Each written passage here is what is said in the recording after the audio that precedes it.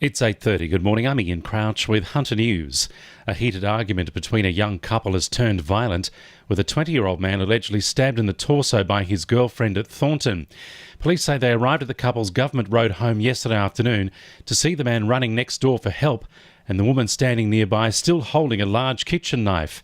It's alleged the 18-year-old threw the knife at police as they tried to arrest her. She's due to face court on November 2. Her boyfriend is in a stable condition in the John Hunter Hospital. A man's been stabbed outside the former Newcastle post office. The 33-year-old is in a critical but stable condition in the John Hunter Hospital after being stabbed in the abdomen at about 9 last night after getting into an altercation with another man. Sergeant Dave Rose from Police Headquarters says officers have arrested and charged a 46-year-old man. Following investigations at around 12:30 this morning, a 46-year-old man was arrested and he was taken to Newcastle Police Station.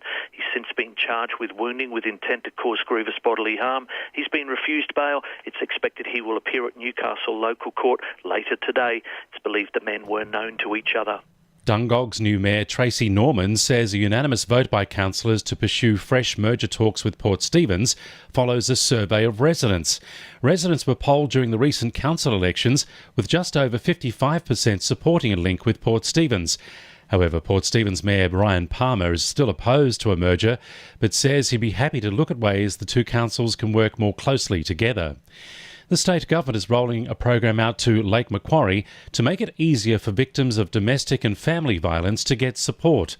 The Safer Pathway project will have agencies including police, health, corrections and family services working together on cases so the victim doesn't have to repeat their story to each organisation separately.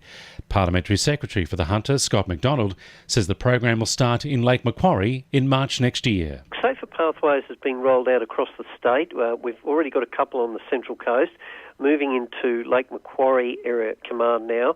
Very, very important that we support victims of domestic violence through their whole interaction with government. The National Championships for Ultimate Frisbee kick off at the Tomaree Sports Complex in half an hour. The titles bring 500 competitors from across the state, as well as 2 Newcastle Frisbee teams who made the cut. Tournament Director Simon Farrow says Port Stephens is the perfect location for the event. Port Stephens is a fantastic location for running these types of events. We have Tomaree Sporting Complex, which has a large number of fields available to us so that we can hold an event as large as this. We have about 450 to 500 people coming this weekend to participate. So the venue is just an amazing venue. Sport for our sponsor, PRD Nationwide East Maitland. The Jets are preparing to face a fired-up Brisbane side this weekend, with the Raw losing their first 2 games. Newcastle will also be the first side to take on former French League winner Eric Bothiak, who was officially unveiled yesterday.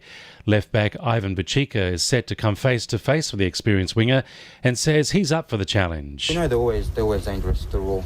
Even though their first 2 games didn't go as they planned, all the players know that the Raw are dangerous, especially up front. The Jets have also announced US striker Katie Stengel will join the W League side for the new season. The 25-year-old has already had a stellar career playing with Washington and Boston, as well as European powerhouse Bayern Munich. Stengel says she hopes to bring her experience from Bayern to help the Jets this season. It was awesome. I lived right off the main training center, the street where the training center was, and saw the men's team a lot. We got to talk to Pat a bunch when he was the coach there, and it was just incredible to watch all those games, be in that whole environment, and be associated with that club. Meanwhile, the W League side is hoping to sign Matilda star Emily Van Egmond as early as today. It'll be a timely boost for the Jets as the team prepare to take on Western Sydney on October 29. And the winning numbers in Powerball are 11, 34, 17, 31, 8 and 9, and the Powerball number is 16. 2NURFM News Time, 26 to 9.